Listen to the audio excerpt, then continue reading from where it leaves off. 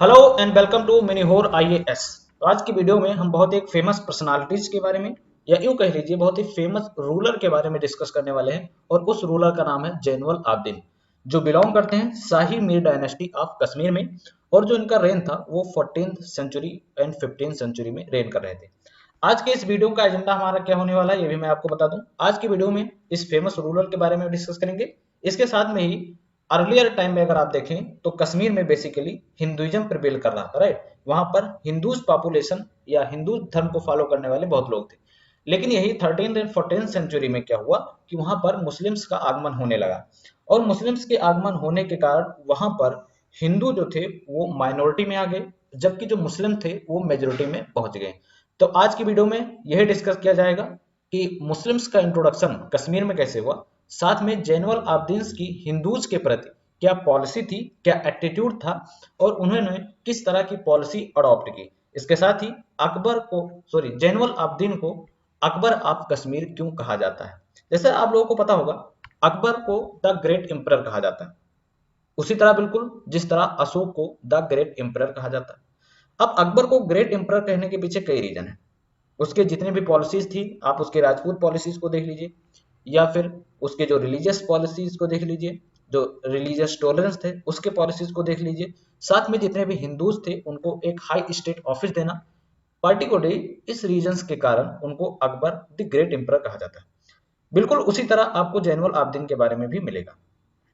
पहले की तरह मैं आपको एक बात और बता देना चाहता हूँ, ये जितने भी पार्ट्स आ रहे हैं जो प्रीलिम्स 2023 के लिए काफी इंपॉर्टेंट है। अगर आप यूपीएससी की प्रिपरेशन नहीं भी कर रहे हैं तब भी आपके लिए काफी इंपॉर्टेंट है। उससे पहले आपके सामने एक प्रीलिम्स का क्वेश्चन है जो प्रीवियस ईयर में पूछे जा चुके हैं।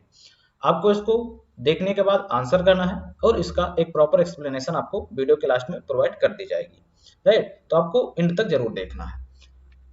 जो क्वेश्चन है हमारा वो है कंसीडर दी फॉलोइंग स्टेटमेंट्स। यहाँ पर जो है कुछ स्टेटमेंट दिए गए हैं, कुछ ऑप्शंस आपको दिए गए हैं, इसको आपको सॉल्व करना है। The striking features of the Jama Masjid in Kashmir completed by Jain ul Abidin includes statement first, the turret; statement second, similarity with Buddhist pagodas; and statement third, it includes the Persian style. अब statement में कौन से correct हैं ये आपको बताना है। यहाँ पर जो है आपके ऑप्शन है only one, two and three, two and three and one and three. आपको इसको कमेंट सेक्शन में आंसर करना है और इसका आंसर आपको लास्ट में मिल जाएगा। तो चलिए अब हम शुरू करते हैं आज का अपना लेक्चर। तो हम एक पहले जो है कश्मीर की कुछ ब्रीफ हिस्ट्री देख लेते हैं, लेकिन उससे पहले मैं आपको कुछ सोर्सेस के बारे में बता दूं। जो कश्मीर है उसकी जानकारी एक बहुत ही फेमस सोर्स से सिर्फ हमको मिलती है, वो है राज तरंगिनी, राइट। राज तरंगिनी जो है वो कलहन के द्वारा लिखी गई थी, जो एक बेसिकली कश्मीरी ब्राह्मण थे। इसके साथ में ही इनका जो अकाउंट है वो काफी इंपॉर्टेंट हो जाता है आपके कश्मीर के हिस्ट्री को जानने के लिए, राइट। तो ये कलहन के द्वारा लिखी गई, आपको याद रखना। साथ में ही एक कश्मीरी ब्राह्मण थे। और राज तरंगिनी जो है वो संस्कृत लैंग्वेज में लिखी गई है।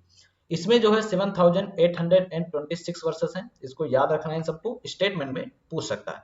और ये राज तरंगिनी 8 बुक्स में डिवाइड है, राइट, जिसको इन्होंने तरंग बोला है। तरंग मीन्स वेब्स। तो 8 बुक्स में डिवाइड है, 7826 वर्सेस हैं।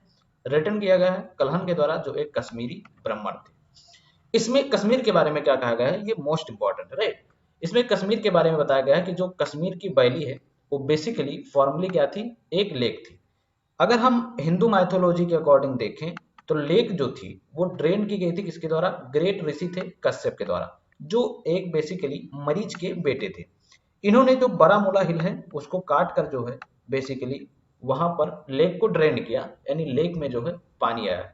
अगर आप कहीं भी रह रहे हैं, अगर वहां पर आपको वाटर सप्लाई नहीं मिल रही है, पानी नहीं मिल रही है, तो आप वहां आसानी से रह नहीं सकते। तो प्रॉपर सेटलमेंट के लिए क्या चाहिए, वो चाहिए पानी। तो हिंदू माइथोलॉजी के अकॉर्डिंग जो लेक थी उसको ड्रेन किया गया था ऋषि कश्यप के द्वारा, जो मरीज के बेटे थे। और उन्होंने ब्राह्मण से कहा कि वहां पर आप आकर बस सकते हैं। तो अगर आप अर्लियर हिस्ट्री अकॉर्डिंग टू राज तरंगिनी या फिर हिंदू माइथोलॉजी के अकॉर्डिंग देखें तो वहां पर बेसिकली इनिशियली क्या हुआ कि ब्राह्मण का सेटलमेंट रहा। इसी तरह अल बरूनी के अकाउंट की अगर हम बात करें तो अल बरूनी ने भी कुछ इसी तरह की बात कही है। अल बरूनी ने बताया है कि जो एंट्री थी कश्मीर में वो अलाउ नहीं थी, उन हिंदुओं को भी अलाउ नहीं थी जो वहां पर पर्सनली नहीं जाने जाते थे, राइट।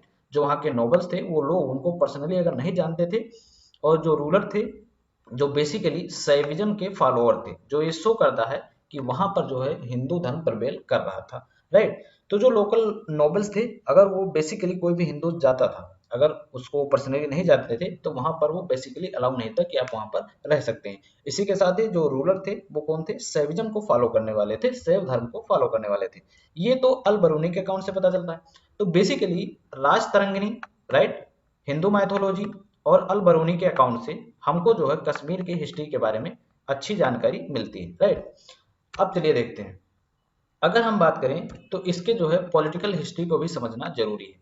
यहाँ पर जो मैंने कवर किया है वो है उनका जैनुअल अब्दीन, राइट, वो मेडिवल हिस्ट्री से बिलोंग करते हैं। अगर आप अर्ली मेडिवल की बात करें या फिर एंशियंट हिस्ट्री की बात करें, तो वहां पर जैसा मैंने बताया कि वहां पर हिंदू धर्म प्रिवेल कर रहा था। एंड 14th सेंचुरी में क्या हुआ कि वहां पर इस्लाम का अराइवल हुआ, राइट। तो वहां पर उससे पहले कई डायनेस्टी रही। जो जैनुअल अब्दीन थे वो बेसिकली शाह मीरी डायनेस्टी से बिलोंग करते थे।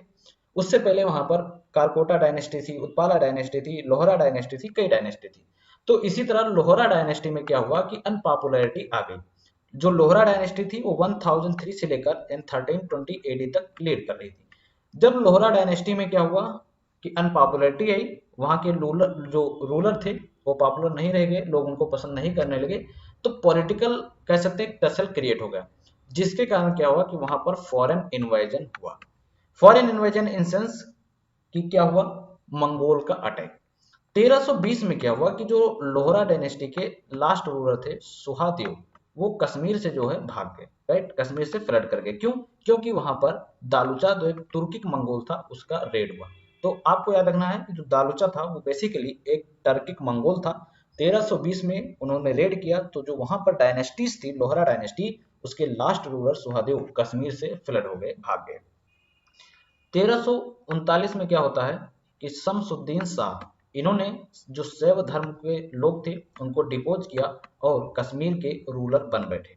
और इन्होंने एक डायनेस्टी फाउंड की जिसका इन्होंने नाम रखा शाह मीरी डायनेस्टी। सॉरी, कुछ प्रॉब्लम हो रहा है, डोंट वरी। तो जो 1339 में शमसुद्दीन शाह, राइट, इन्होंने शैव को डिपोज किया और कश्मीर के रूलर बन गए और इन्होंने शाह मीरी डायनेस्टी को फाउंड किया, राइट। और यहीं से माना जाता है कि जो है पहला मुस्लिम इंट्रोडक्शन हुआ कश्मीर का। इसके साथ ही पहले मुस्लिम रूलर भी आए कश्मीर में। तो अगर ऐसा देखा जाए तो 1339 से ही क्या हुआ कि कश्मीर में इस्लाम प्रिवेल करने लगा।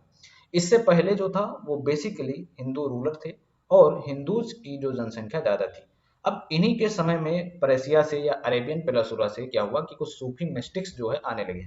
ये लोग उसी तरह काम करते थे जिस तरह पुर्तगीज जब आए तो उन्होंने क्या किया कि मैट्रिमोनियल अलायंस बनाया। जो हिंदूज थे या मुस्लिम थे उनकी औरतों से शादी कर कर उनको बेसिकली क्रिश्चियन में कन्वर्ट कर दिया जाता था। तो इन्हीं के समय में अराउंड में क्या हुआ कि मुस्लिम जो थे वो आने लगे, जो सूफी मुफ्ती थे जिनमें नूरुद्दीन नूरानी सबसे फेमस है, राइट, जो बेसिकली एक कंबाइन एलिमेंट थे कश्मीर सैफ का और उसमें सूफी मिस्टिज्म भी था। 14th सेंचुरी में क्या हुआ कि वहां से जो लोग आते थे वो हिंदूज को जो है कन्वर्ट करने लगे मुस्लिम्स में, ना कि हिंदूज को, और भी जितनी भी माइनॉरिटी थी उनको कन्वर्ट करने लगे इस्लाम में। और उसके बाद में सिकंदर शाह आते हैं। यहाँ पर आपको याद रखना है नूरुद्दीन नूरानी का नाम पूछा जा सकता है, राइट।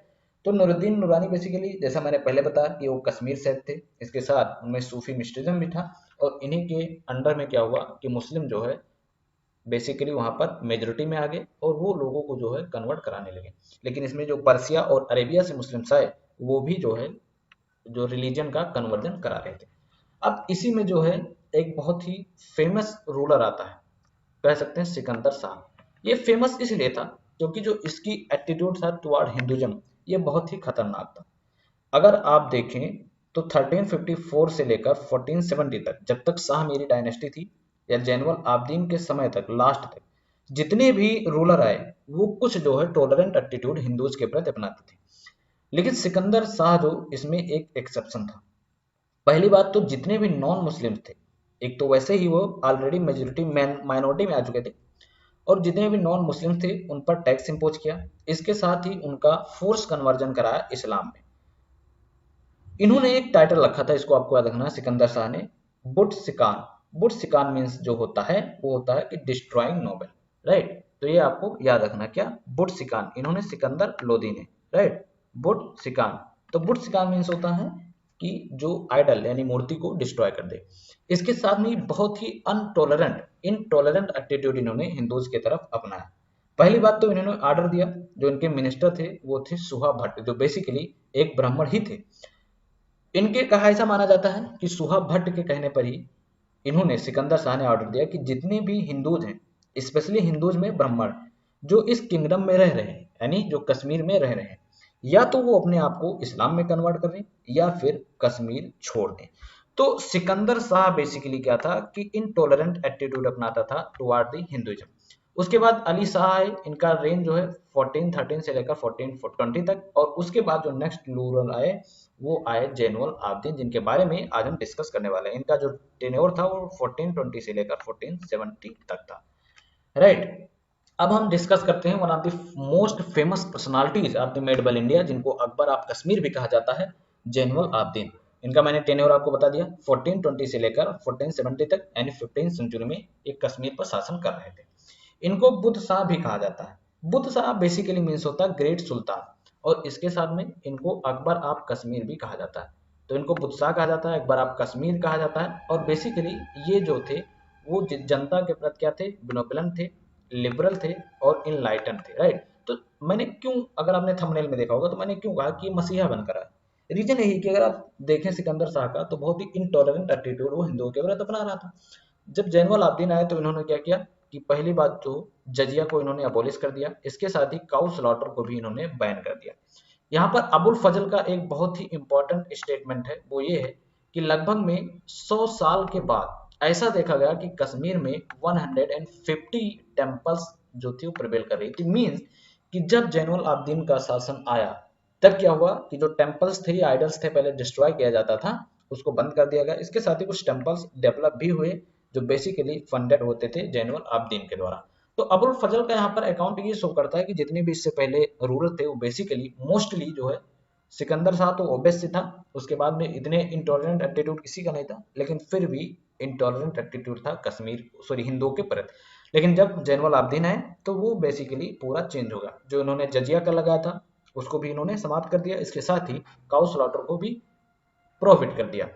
अगर आप हिंदूज की बात करें तो इन्हीं के टेनोर में हाई ऑफिसर्स हिंदूज जो है एक्वायर करते थे, उनको बड़ी बड़ी पोस्ट दी जाती थी, जिनमें सीरिया भट्ट का नाम काफी इंपॉर्टेंट है, ये भी स्टेटमेंट टाइप में पूछ सकता है, जो मिनिस्टर थे जस्टिस और कोर्ट का। इसके साथ ही इन्होंने मैट्रिमोनियल अलायंस भी किया, जिस तरह अकबर ने राजपूत के साथ किया था। और इनको जो है, जो डॉटर थे राजा ऑफ जम्मू, उनकी दो बेटी, राइट, इनकी क्या थी, रानी थी, दो क्वीन थी। तो इनकी जो दो क्वीन थे बेसिकली हिंदूज थी। तो इन्होंने पॉलिसी अपनाई, टॉलरेंट पॉलिसी अपनाई, मैट्रिमोनियल अलायंस भी किया। शायद इसीलिए इनको अकबर ऑफ कश्मीर कहा जाता है, क्योंकि बिल्कुल जो इन्होंने एटीट्यूड अपनाया वही बाद में क्या अपनाया, अकबर ने भी अपनाया। बाई डोंट नो कि इनको जो है अकबर ऑफ कश्मीर क्यों कहा जाता है, राइट। अगर आप इनका टेन्योर देखें तो इनका पहले था, लेकिन उनका टेन्योर बाद में था, लेकिन वो ज्यादा फेमस हो गए, इस रीजन से इनको अकबर ऑफ कश्मीर कहा जाने लगा। बिल्कुल उसी तरह अगर आप देखें तो जो समुद्रगुप्त थे वो नेपोलियन से कई हजारों साल जो है पहले रेन कर रहे थे। नेपोलियन 1815 में उसका डेथ हुआ, लेकिन समुद्रगुप्त को नेपोलियन ऑफ इंडिया कहा जाता है, राइट। तो जितने भी मॉडर्न राइटर्स थे ये लोग इसी तरह का यूज करते हैं। तो आपको जो भी लिखा मिलता है आपको उसी पर चलना है। जब आप रिसर्च करिए तब क्या करिए, जो भी आपका मन हो लिख दीजिए, राइट। तो इनको बेसिकली अकबर ऑफ कश्मीर कहा जाता था due to his policy, and also his policy is basically similar to the Akbar's policy, right. यहाँ पर जैसे अकबर ने राजपूतों के प्रति क्या किया था, मैट्रिमोनियल अलायंस किया था, उसके साथ हिंदुओं को हाई ऑफिसर्स दिया था, उसी तरह इन्होंने भी किया। इसके साथ में इनके ड्यूरेशन में मंगोल का इन्वेजन हुआ, जिसको इन्होंने आसानी से रिपेल कर दिया, राइट। 1 मिनट। और इसी के साथ में इन्होंने जो है, जो बाल्टिस्तान रीजन था उनको जो है एक्वायर किया, और बेसिकली इन्होंने कश्मीर को यूनिफाइड किया, राइट। तो मंगोल इन्वेजन को इसने क्या किया, डिफीट किया, मंगोल इन्वेजन को रोका और बाल्टिस्तान को जो है अपने एरिया में किया। अरे यार कुछ प्रॉब्लम हो रहा है। इसके साथ में इन्होंने कश्मीर को यूनिफाई भी किया, राइट। इसके साथ में यहाँ पर जो नेक्स्ट पॉइंट है, इन्होंने जो है सेंट्रल एशिया से और पर्सिया से क्या किया कि दो जो आर्टिस्ट होते थे बेसिकली, उसको बुलाया कि जो यहाँ के लोकल लोग थे वो ट्रेंड कर सकें, राइट। जितने भी क्राफ्ट्समैन थे उसको सेंट्रल एशिया और पर्सिया से बुलाया, जिससे क्या हो कि लोकल लोगों को जो है सेल्फ रोजगार मिल सके। इसके साथ ही इन्होंने दो लोगों को समरकंद भी भेजा, जो पेपर का आर्ट है, पेपर मेकिंग का आर्ट है, बुक बाइंडिंग का आर्ट है, उसको सीखने के लिए, ताकि वो लोग सीखकर जो है समरकंद से यहाँ आए और जो है बेसिकली एम्प्लॉयमेंट क्रिएट करने के लिए भी इन्होंने काम किया। इसके साथ में एग्रीकल्चर पर भी इन्होंने फोकस किया, राइट। डैम्स का कंस्ट्रक्शन किया, कैनाल्स का कंस्ट्रक्शन किया, इसके साथ ही करेंसी मार्केट में रिफॉर्म किया, करेंसी को कंट्रोल करने के लिए मेजर्स लाए, इसके साथ ही कमोडिटीज के प्राइसेस भी इन्होंने फिक्स किया। इसके साथ में इन्होंने जैन लंका बनाया, जो बेसिकली एक आर्टिफिशियल आइलैंड था जो उलर लेक पर था, राइट। तो उलर लेक पर इन्होंने जो है एक आर्टिफिशियल आइलैंड बनाया, वहां पर इनका पैलेस भी होता था और उसका नाम था जैना लैंड। इसके साथ में इन्होंने कुछ इंपॉर्टेंट टाउन्स भी बनाए थे, उसको भी आपको याद रखना है, जैसे जैनगिरी होगा, जैन गेट होगा एंड जैनपुर होगा, जो इनके नाम से सिमिलर रखा है। इन्होंने जामा मस्जिद को कंप्लीट कराया, यहाँ पर आपको फोकस करना है, वहां पर जो क्वेश्चन दिया गया है वो बेसिकली इसी से, राइट। तो इन्होंने जामा मस्जिद को जो है कंप्लीट कराया, जो सिमिलर थी किससे, बुद्धिस्ट पैगोडा से, राइट। बुद्धिस्ट पैगोडा से सिमिलर थी और जो पर्शियन स्टाइल में थी। इसके साथ में खुद भी एक ग्रेट स्कॉलर था, इसको कई भाषा की नॉलेज थी, पर्शियन होगा, इसके साथ में संस्कृत होगा, तिब्बतन होगा, कश्मीरी होगा, इन सब का इसको अच्छे से नॉलेज थी। साथ में इन्होंने संस्कृत को भी पैटर्नाइज किया, पर्शियन स्कॉलर को भी पैटर्नाइज किया, जैसे महाभारत और जो कलहंस की राजतरंगिणी है वो पर्शियन में इन्हीं के टेनोर में जो है ट्रांसलेट हुई थी। तो इन्हीं एटीट्यूड के कारण इनको अकबर ऑफ कश्मीर भी कहा जाता है। और जब कश्मीर में हिंदुओं का परसिक्यूशन हो रहा था, वो परसिक्यूट किए जा रहे थे, तब इनका रेन आया और इन्होंने एक टॉलरेंट एटीट्यूड अपनाया टुवर्ड द हिंदुइज्म। तो ये जो थे वो एक कॉम्प्रहेंसिव वे है, इससे बाहर क्वेश्चंस नहीं जल्दी पूछे जाते हैं और आपको बस इतना ही याद रखना है जो काफी इंपॉर्टेंट है। अब चलिए अपने क्वेश्चन पर चलते हैं। क्वेश्चन हमारा क्या कह रहा था, जो स्ट्राइकिंग फीचर है जामा मस्जिद जो जैनुल आब्दीन द्वारा कंप्लीट कराया गया था, उसके क्या है, पहला टुरेट, दूसरा है सिमिलरिटी विद बुद्धिस्ट पगोड़ा जो करेक्ट है, पर्शियन स्टाइल जो भी करेक्ट है। यहाँ पर टुरेट की बात मैंने नहीं की है, दिस इज दी इनकरेक्ट। तो अगर फर्स्ट आपका करेक्ट है तो ये भी आपका नहीं होगा, ये भी आपका नहीं होगा एंड फर्स्ट ये भी नहीं होगा, तो बेसिकली 2 एंड 3 होगा। यानी अगर आपको फर्स्ट स्टेटमेंट आता है तो आप आंसर कर सकते हैं, राइट। तो दिस इज ऑल अबाउट। आपको अगर फिर भी कोई डाउट है तो आप कमेंट सेक्शन में पूछ सकते हैं और इस जो इनिशिएटिव से लिए आपको सपोर्ट करना ही करना है, राइट। सो मिलते हैं नेक्स्ट वीडियो में, ऑल द बेस्ट।